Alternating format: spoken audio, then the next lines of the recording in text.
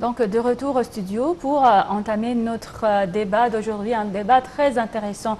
On va parler de l'histoire, on va parler surtout des relations historiques entre l'Égypte et les royaumes africains. Pour savoir plus sur les royaumes africains, on a l'honneur d'accueillir sur le plateau Dr Ismail Hamed, qui est écrivain et chercheur à la Faculté des études africaines. Bonjour, monsieur. Bonjour. Bonjour et bienvenue. Bonjour, merci. Donc, pour commencer, vous avez dit que vous avez votre dernière édition, un livre sur les royaumes africains, à peu près 40 royaumes. Oui. Oui, parlez-nous donc, je peux dire en bref, de ces royaumes. Merci beaucoup pour l'invitation. Moi, je suis très intéressé dans l'histoire de l'Afrique, particulièrement l'histoire médiévale. Médiévale, c'est-à-dire avec l'arrivée de l'islam, ou un petit peu avant de l'arrivée de l'islam en Afrique noire. Okay? C'est ce qu'on appelle la terre de Soudan. Terre de Soudan, ça ne signifie pas le Soudan actuel. Le Soudan, ça c'est les royaumes qui étaient alors fondés au sud du Sahara et qui commencent depuis l'extrême ouest de l'Afrique, de la côte de l'Atlantique jusqu'à l'autre sens de la côte de l'océan Indien. Tout ça, c'est la terre de Soudan. Donc, ça a été divisé alors par les historiens médiévaux. Donc, il y a les royaumes, et ça, c'est la même division que je fais dans mon livre. Donc, je parle exactement de 40 royaumes médiévaux de l'Afrique sud de Sahara. Donc, j'avais divisé le livre avec chaque chapitre, alors, s'intéresse pour les royaumes de chaque région. On a la première région, et c'est la région la plus intéressante pour nous. Bien sûr, les autres sont très importants, mais aussi, c'est ce qu'on appelle le Soudan occidental. Soudan occidental, ça, c'est l'ouest de l'Afrique, okay, qui comprend 3 royaumes qui étaient très importants.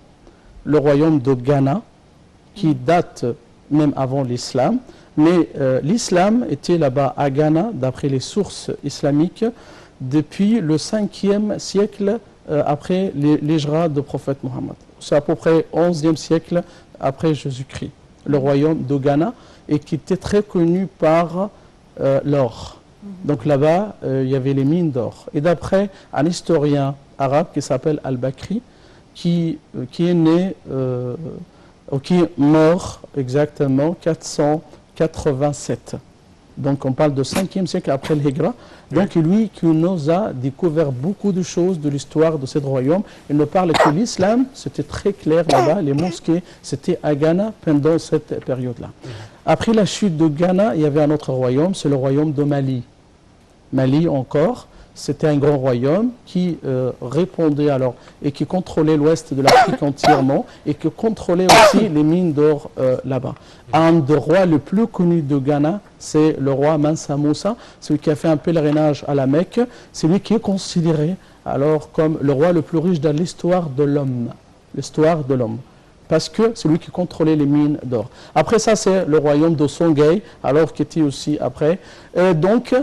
L'autre chapitre, je parle par rapport les royaumes centrales. Central, c'est-à-dire Tchad, Niger ou l'Afrique centrale. Okay? Il y a Niger alors, et Tchad. Oui. Et dans le lac de Tchad, il y avait des royaumes très connus qui s'appellent le royaume de Kanem et le royaume de Barno. Encore, il y a aussi le royaume de Boulala. Donc après, il y a l'Est de l'Afrique. L'Est de l'Afrique, c'était divisé en plusieurs zones. Il y a la côte de l'Afrique Est, donc il y avait beaucoup de royaumes là-bas. C'est le royaume de Mogadiscio. Mogadiscio, c'est la capitale de Somalie. Elle était très prospère et avec aussi la narration et la parole ou la version de Ibn Battuta, elle nous parle beaucoup de l'apogée, de la prospérité de la Somalie actuelle. Imaginez que ça, pendant l'époque de Ibn Battuta, presque 8e siècle après le Hijra, c'était très prospère, c'était un centre commercial, donc c'était comme ça. Après, on a aussi un autre royaume là-bas qui s'appelle Kilwa, c'est pas loin de Kenya et tout ça. On a aussi le royaume de la Nubie. La Nubie, il y avait 3 royaumes plus importants Donc il y a le royaume de Nobadia, ça c'est le sud de l'Égypte, Oui. et la frontière de Soudan, le royaume de Makora ou Makoria et le royaume de Oloa. Il y a aussi les royaumes de la mer Rouge. Il y a là-bas le pays de Bija, alors c'est à l'est de l'Égypte, et aussi à la frontière de l'Égypte, le Soudan, il y a aussi de l'Éthiopie, l'Érythrée et tout ça. Encore le royaume de Soudan actuel, c'est ce qu'on appelle le Soudan néolithique. Il y avait beaucoup de royaumes aussi, le royaume de Darfour, le royaume de Kordofan ou Moussabat, le royaume de Takli, le royaume de Alfong, le royaume de Sénar. Donc c'est beaucoup. On parle d'un monde malheureusement qui n'est pas très connu pour nous, mais ça c'est l'apogée de l'islam en Afrique au sud de Sahara. Si on parle pendant l'ère pharaonique, l'Égypte avait des relations, on se souvient certainement, avec les expéditions de Hatshepsut vers les pays de l'Éthiopie à présent, mais dans le temps c'était les pays de Punt. Oui, c'est la Somalie actuelle. La oui. Somalie et actuelle ou la Corne africaine. Oui, bien sûr. Mais c'était avant Hatshepsut. Le premier lien entre l'Égypte et le sud, ou la zone de la Nubie, tout ça, c'était avec, à l'époque de roi Sénocerte III. Presque 1900 avant Jésus-Christ, 1850 avant Jésus-Christ. Parce qu'il y avait beaucoup de troupes, du rebelle, alors du sud, et puis celui le roi, qui était pour la première fois d'un pharaon égyptien, alors qui a envoyé une expédition militaire. Ça, c'est pour propager la paix au sud de l'Égypte. C'était Sénocerte III. Un petit peu avant, oui, on a un petit peu des choses qui nous parlent, ou des narrations ou des traditions qui nous parlent d'un roi qui s'appelle Sahura. Il a envoyé une flotte, alors jusqu'au pied de Ponte. Ça, mais on n'a pas beaucoup de documents. Okay? Donc on considère ça depuis la 5e, il y avait aussi de liens. Et la 12e dynastie ou le Moyen Empire avec Sénocerte III, avec Hatshepsut. 5e dynastie, c'est l'ère ancienne. On bien parle sûr, là le royaume, des bâtisseurs des pyramides. Oui, c'est ça. Sahura, c'est le deuxième pharaon de la 5e dynastie. C'est le fils de Osirkaf, et puis avant, c'était la 4e dynastie. Oui, c'est l'ancien empire. Oui. Okay? Donc, après ça, donc, on a Sénocerte, ça c'est très connu, on a des documents très clairs qui nous parlent de ça. Oui. Après, jusqu'à la 18e dynastie avec Hatshepsut. Oui, c'est l'apogée de lien entre l'Égypte et l'Afrique. Et les relations qui étaient très très fortes, Hatshepsut a envoyé une flotte commerciale. Pas militaire, là. C'était des échanges commerciaux oui, entre l'Égypte et... des échanges commerciaux, oui. C'était comme ça. Elle a envoyé une flotte pour aller au pied de Ponte. Ça, c'est pour échanger les marchandises typiques de l'Égypte et en même temps au lieu de, bien sûr, les spécialités de ces pays-là.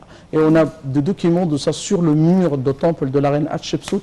Adil al-Bahr, elle nous parle beaucoup de ça. Aussi, il y a les gravures qui présentent la reine de Ponte et tout ça. Donc, on a beaucoup de détails de cette affaire-là. Donc, ça a été de 18e dynastie, presque 1450 avant Jésus-Christ.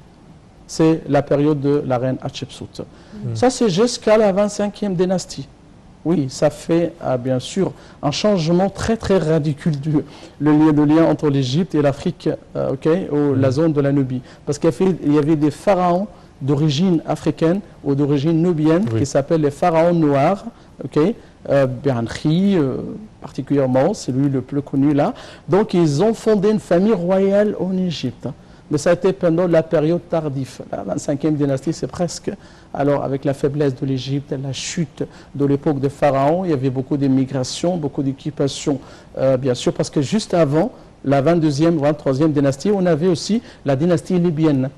Ou la dynastie d'Amazir. Donc il y avait aussi des conquêtes alors, qui viennent de l'est de l'Égypte. Ils ont fondé une famille royale avec le roi Sheshank et tout ça. Donc on avait juste avant des dynasties libyennes ou de la Mazirie et 25e c'est la dynastie d'origine nubienne. Et puis au fil de temps, le lien entre l'Égypte et l'Afrique, bien sûr, c'est un lien très fort.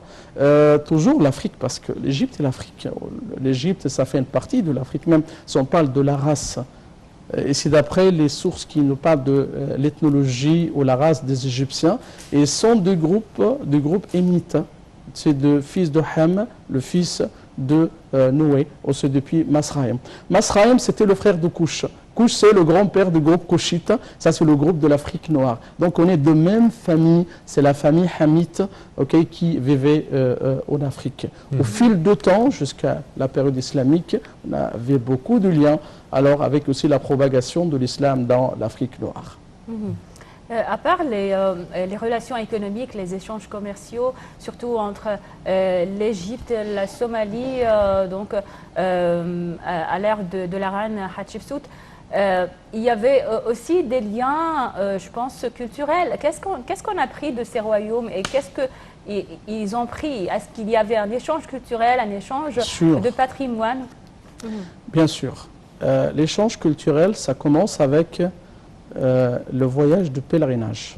Parce que l'Égypte, pendant la période médiévale, on voit un convoi, ça c'est pour aller à la Mecque, le convoi de pèlerinage, Mawkib al-Hajj.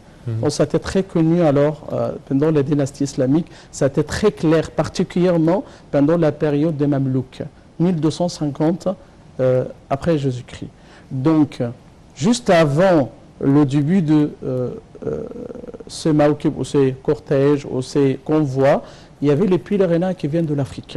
Ça, c'est pour accompagner le convoi égyptien. Parce que c'était un convoi qui était dirigé et qui était contrôlé par l'État avec des soldats qui protègent le chemin, parce que bien sûr à l'époque les pèlerins faisaient tout ça avec des façons très primitives, en marchant avec des chameaux, avec n'importe. Il y avait aussi des pirates, il y avait des problèmes sur la route, donc il faut que l'État qui protège le chemin. Et pour ça il y avait un prince égyptien, un grand prince, c'est celui qui conduit le convoi de pèlerinage. On avait deux chemins. Le chemin maritime, c'était par la mer, donc on descend alors jusqu'à Kous. Depuis Kous, là c'est à Kena, tout près de Luxor. Et après on traverse le désert jusqu'à Idab. Idab, ça c'est un port sur la mer Rouge. C'est à la frontière entre l'Égypte et le Soudan. Halaïb Chalatin, c'est là-bas. Donc après, on prend le grand bateau qui traverse la mer pour aller directement au port de la Mecque. Jeddah et puis... Jeddah, Yamboa, où il y avait Al-Jar, donc il y avait plusieurs ports là-bas. Mais ça, c'est direct, parce que l'Égypte, c'est le pays le plus proche de la Mecque. On c'était la route comme ça. Donc les pèlerins africains qui viennent de l'ouest de l'Afrique, le centre de l'Afrique, et même de Soudan, alors ils veulent accompagner le convoi égyptien. Ils arrivent avant le début de convoi. Et pour ça, il y avait beaucoup qui cherchaient pour la science. Et pour ça, ils vont pour Al-Azhar, dans l'université de l'Azhar. Donc, ils ont fait des rouaks. Donc, à chaque groupe africain, il y avait un rouak pour les étudiants qui cherchent la science. À présent, c'est une classe. C'est comme une classe, mais dans la mosquée de Lazare, c'était un pilier. La colonne, il y avait un imam pour la colonne, donc c'est à chaque colonne, à chaque coin, à chaque rouak, c'était comme ça. On a par exemple le rouak à Takarera, au Takrour. Takrour, c'est-à-dire l'ouest de l'Afrique. Takrour. Ah, c'est pas Tekrit. Hein? Non, ça c'est très loin. Tekrit, c'est autre chose. Takrour. Et jusqu'à maintenant, il y avait beaucoup qui préfèrent de vivre en Égypte après le pèlerinage. Et pour ça, on a Boulak à Takrour. Le lac Takrour, c'est-à-dire c'est des migrations africaines qui étaient là-bas, particulièrement avec la mosquée de Cheikh Takrouri, Cheikh Youssef Takrouri, qui date de l'époque ayoubide. Donc il était présent là-bas, on a la mosquée, on a tout ça.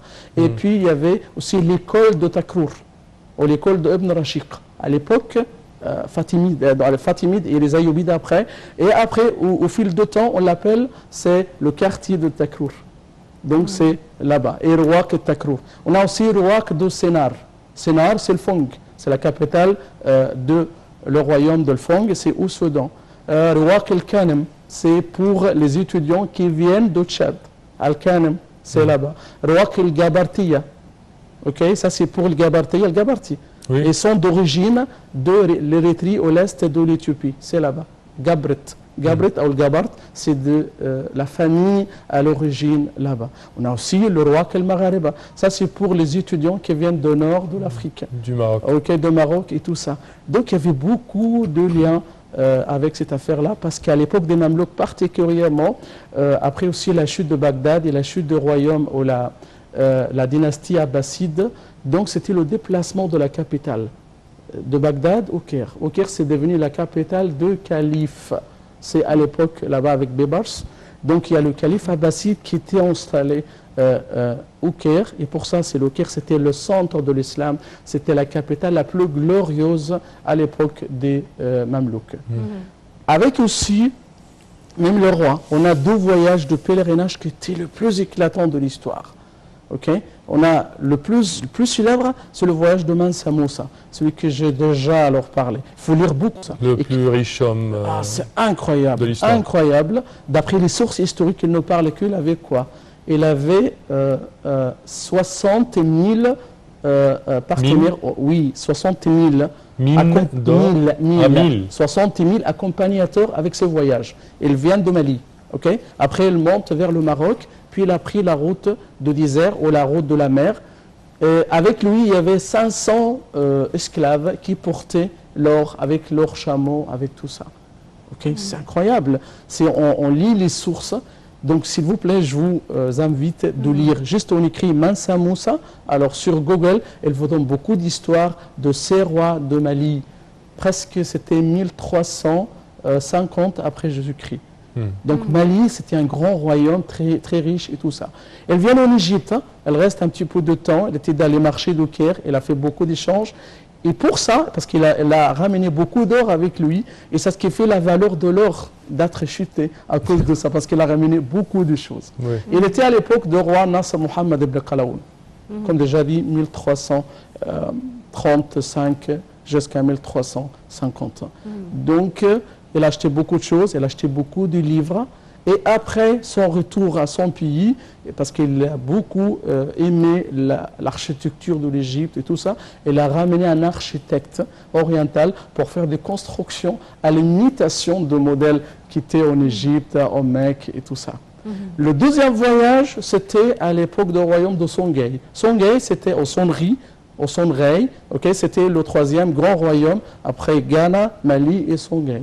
Okay. Il y avait un roi qui s'appelle Aska Mohammed qui a fait aussi un voyage de pèlerinage avec beaucoup de monde, mais n'était pas très connu alors à la comparaison de l'autre de Mansa Moussa, mais en même temps aussi, il a beaucoup rencontré les grands scientifiques. C'est le Soudan?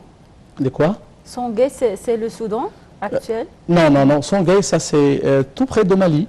Tout près de Mali. Oui, ça c'est la zone de Mali, la zone de Ghana et Côte d'Ivoire et tous ces pays-là. Okay. Burkina Faso aussi, ça fait une partie. C'est ce qu'on appelle le bassin de Niger, le Niger. Oui. Donc, elle a acheté beaucoup de livres en Égypte.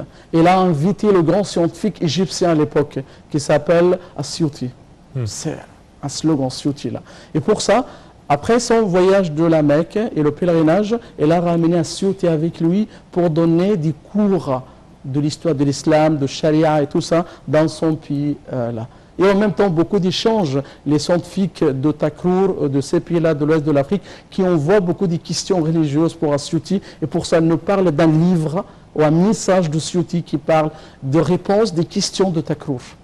Ça, c'est un livre de Asyouti. Il nous parle dans sa biographie, qui nous parle qu'il a voyagé, il a fait la visite dans le pays de Takour. Donc, on a beaucoup de liens à travers l'histoire, particulièrement l'histoire médiévale entre l'Égypte et l'Afrique. Oui, je pense là que les relations entre l'Égypte et l'Afrique sont plus prospères, plus considérables à l'ère islamique, plus que l'ère de l'Égypte antique. Oui, bien sûr. À l'époque pharaonique, c'était alors la grande différence là-bas.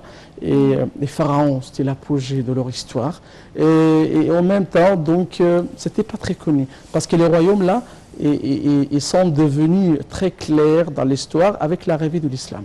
C'est l'islam qui leur donne l'histoire. Parce qu'avant, pour tous ces pays-là, de sud du Sahara, on n'a pas de documents. Donc il n'y a pas d'histoire. Ça, c'est la différence entre l'histoire et la civilisation. Il n'y a pas d'histoire sans écriture. Et non pas de documents qui nous parlent de ça. Il n'y a pas mais ils ont imité les Arabes, parce que les Arabes, ils adorent l'écriture, ils adorent l'histoire. Donc, ils ont imité les Arabes, et puis nous, on commence de trouver des historiens de ceux qui nous parlent de leur histoire, et en même temps aussi avec les historiens arabes qui nous parlent beaucoup de l'histoire de ce royaume-là. Donc, l'apogée des royaumes du sud du Sahara, c'est avec l'islam. C'est l'islam qui leur donne la vraie histoire. Parfait. Et en même temps, la fondation de royaumes et tout ça. Parfait. Malheureusement, Dr Ismail, notre temps arrive à bout. Je tiens à vous remercier de vos explications. Merci à vous. Merci beaucoup. Merci beaucoup, Dr Ismail Hamed, écrivain et chercheur à la Faculté des études africaines. Merci, passez une excellente journée. Alors, c'est la fin de notre émission de Bonjour à l'Égypte. Merci pour votre attention et donc, passez une excellente journée avec la suite de nos programmes.